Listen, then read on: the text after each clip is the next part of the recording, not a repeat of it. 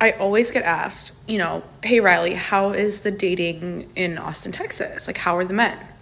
And I have a little story to kind of sum up what it's like in Austin, Texas, and the men that are here. So I met this guy on Hinge. We were throwing around different plans, ideas of like what we could do, like pretty casually to like meet up.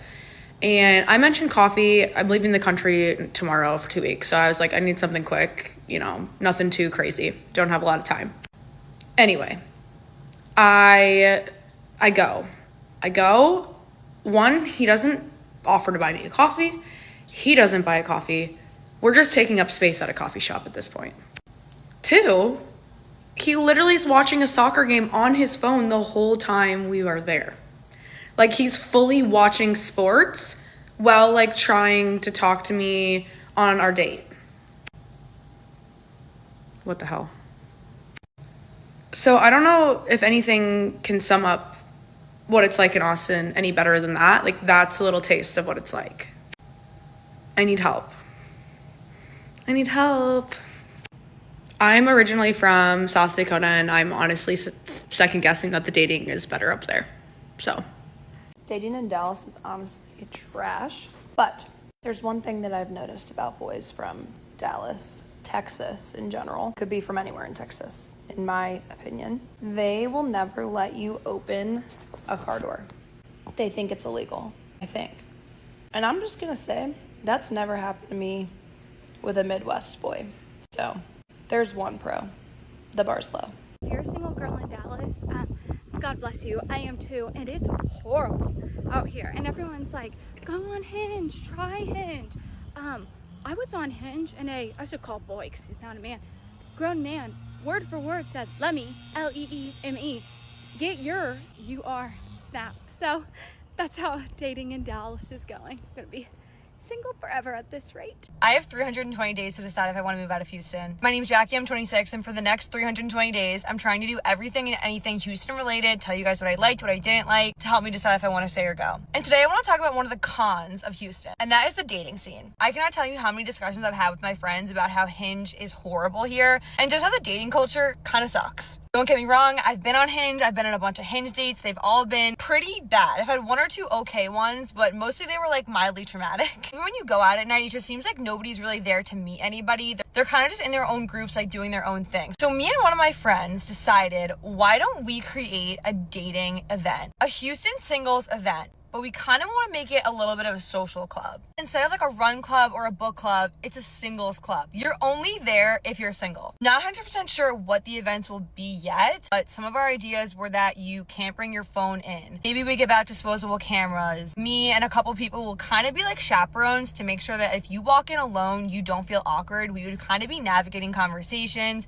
grouping people together. It would probably be a pay to enter event just to make sure that everybody's there for the right reasons. But I haven't seen many events like this. At least the ones I've seen don't look that fun. I would consider myself a pretty fun person. My friends are too, and we would kind of be the ones overseeing this. So let me know if people would be interested in this. I know the dating scene here is really hard. Everybody wants to meet somebody in person, so we kind of want to make that happen. And we kind of want to make that happen for Houston so that we can lose the stereotype of being like one of the worst cities to date in. So comment and let me know if you think you'd want to come, what you think we should do, what you think we should include, where you think it should be, because we're open to suggestions. I think this could be really fun and just a great way to get to know people, even if you don't end up dating them at the end of the day.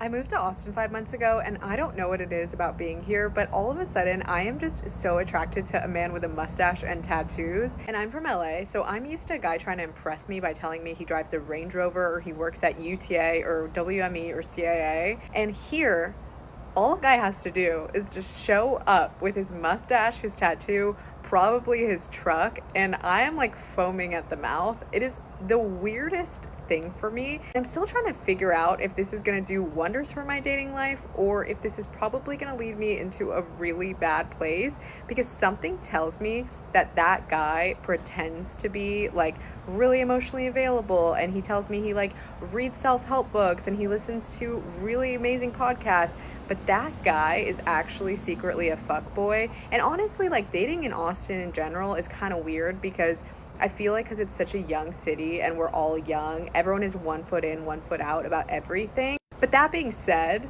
if you are a man with a mustache and tattoos and drive a truck, you're kind of golden here. So I don't get out often, and when I do go out, I am reminded every single time, almost immediately, the reason why I don't go out in the first place. I live in Dallas, Texas, and I don't date, but I always see like the girls on my For You page talking about how dating men in Dallas is literally like the trenches, and they're like fighting wars out here trying to date men in Dallas, and I just like I don't have the time, energy, or effort to mother somebody's grown son. Anyways, all that to say, my friend and I went out to a nice dinner in Dallas last night. I usually just go home after dinner because we are tired, but last night we were like, let's pop over to Catbird, get one more drink, have a good time, whatever. We were dressed up, we were looking cute, like I had heels on, and for context, that's important that I was wearing heels, and it's also important to note that without heels, I am 5'7". Being taller than most men when I wear heels, like, does not bother me at all. So we're at Catbird, just the two of us, and this man who is maybe 5'5", like on his very best day, comes up to me, and first of all, he grabs my arm, and he's like, I love your biceps, do you train? So I was like, oh, okay, princess. Like, that's such a weird way.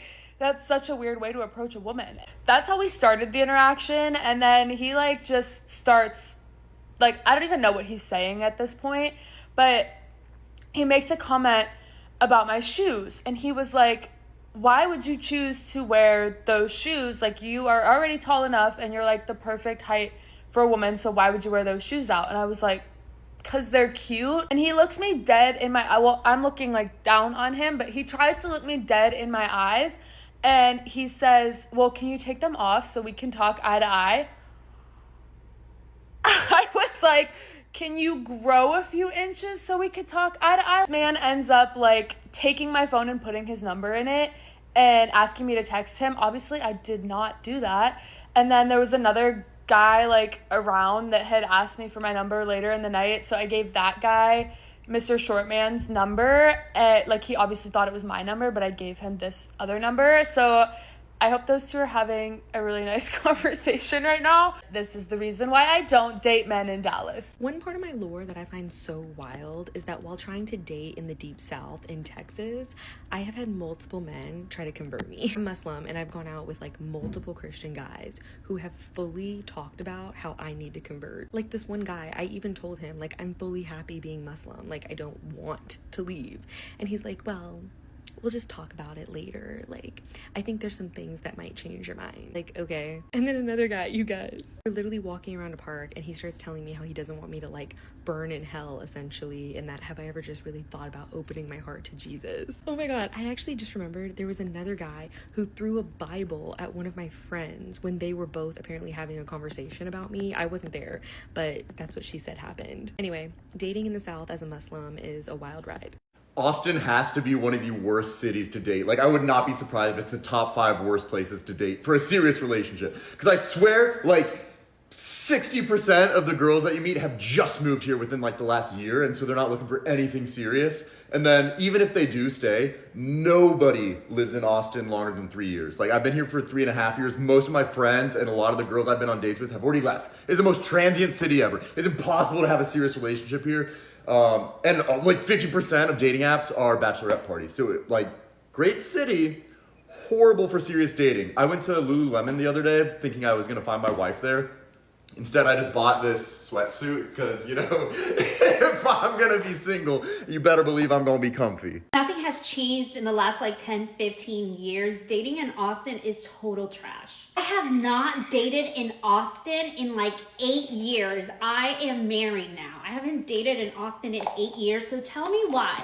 My whole FYP right now is about people talking about their terrible dates in Austin. I'm a chismosa, so you best believe that I totally went down that rabbit hole and found some horror stories about dating in Austin, and I had to share mine. Okay, like 10 years ago, I hung out with this guy that I met on a Hinge.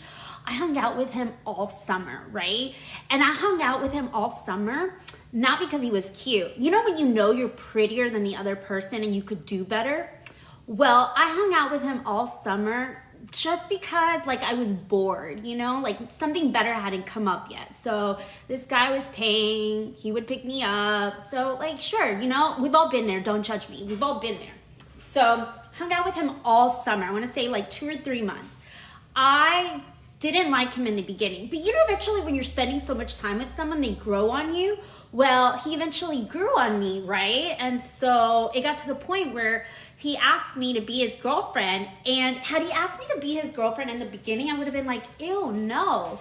But his personality grew on me. So I, of course, said yes, because we'd already been hanging out for 2 or 3 months, and people grow on you. So excited. I'm now his girlfriend. He asked me. That was Friday. So I just moved into my new apartment at the Domain. This was when the Domain was still brand new. I was the first person in my certain apartments.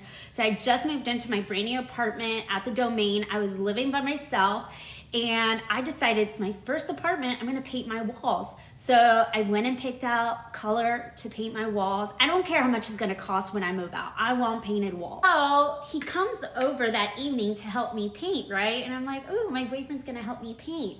Okay. Well, he comes into my apartment with this face on him, and I'm like, what's wrong with you? Well, he goes and sits on the couch, and then he says, I really need to talk to you. And I'm like, this is so weird. I've never seen you behave this way. To cut the story short, he basically told me that he had to break up with me. We haven't even been official for 24 hours, but he has to tell me he has to break up with me. And I'm like, well, why? That's weird. And he was like, I still miss my ex-girlfriend. Well, mother effer, why were you hanging out with me all summer? I was like, and again, you know you're a girl who's pretty and you know when someone's dating out of their league. I'm like, dude, have you seen me? I'm a cute girl. There's no way you miss your ex-girlfriend way more than this cute girl you've been hanging out with all summer. So I go into the restroom and I call my old roommate and I'm like, girl, he asked me to be his girlfriend and he just broke up with me. It's not even been 24 hours, WTF. And I'm like crying in the restroom and I'm like, I don't know what's happening.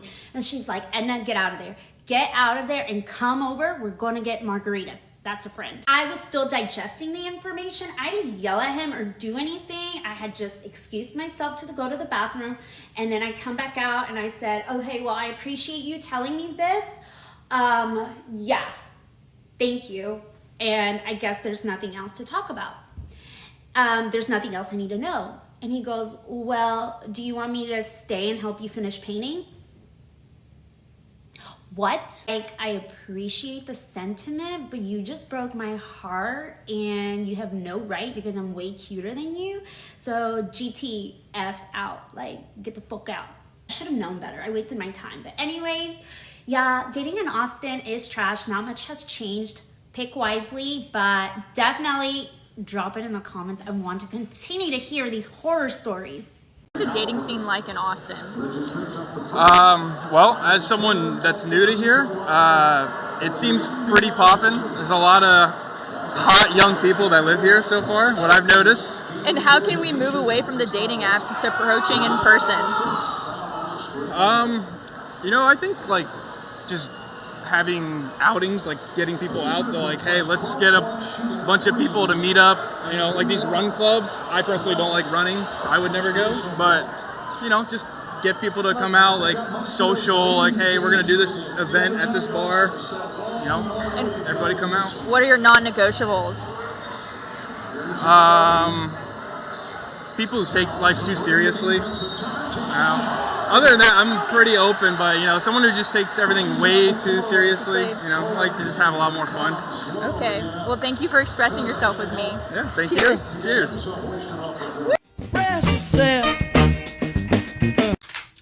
Rating dating apps in Dallas is somebody who actually found their boyfriend on a dating app in Dallas. Let's start this off by saying I understand it is the ringer of dating in Dallas. That is actually how I got my start on TikTok, of just me posting my outfits before my first dates when I was dating almost 2-ish years ago now. That's insane. But yeah, so I went on a lot of dates and I'll tell you where I found most of those dates. So we're gonna start off with last place, and I think this one's probably pretty obvious. Tinder. I don't know if if people actually still use Tinder, but the last time I used Tinder was back when I lived in a really small town and I was on TV for a living. The second I opened it, I started getting the creepiest messages on all forms of social media from people who had seen me on TV, so I deleted that app as fast as I physically could and never looked back. The next one is probably going to be a little bit controversial, Raya. And Raya specifically in Dallas, and if you're looking at the men in Dallas. I just found it was not a sincere form of dating. I did find some guys on Raya that I found on other apps, but overall I would say it is not worth it. It's a paid subscription. Literally every single guy I actually matched with on Raya, I found on other dating apps. I matched with one or two like higher profile people on Raya, but at the same time it was just like, you would match with them, either no conversation would start, or if a conversation did start, it would go in back like twice and then never again. I just didn't really find it to be worth it, especially with how much it costs. And I have yet to meet a person who actually found their significant other on Raya. So 0 out of 10. Next up, I would say actually is Bumble. I feel like Bumble had its moment many, many years ago, and I didn't use it a lot when I was dating, primarily because I just felt like I had better options than other apps, and honestly Bumble got a little overwhelming for me. Like there was a very small likelihood if you had swiped on me on Bumble that I would ever actually see the match, because I feel like so many people are on Bumble. Like I feel like Bumble is a new Tinder, whereas it attracts the people that don't know Hinge exists, you know? And now number one, where I actually met my boyfriend, and the app that actually a lot of people complain about now, but I feel like most people complain about dating apps as it is because it is a struggle, is Hinge. But I feel like you have to be very strategic with Hinge. Hinge obviously has moved towards wanting people to pay for Hinge, and they don't always give you the best of the best on Hinge. The secret to Hinge is the delete and remake. Hinge always wants to show you the newest people, I feel like, and they want to show you really good people at first so you stay on the app. So the best way I found to be successful on Hinge was to delete and then restart, or just to go off the app for a while and come back, because I feel like I had better options when I would come back after a while.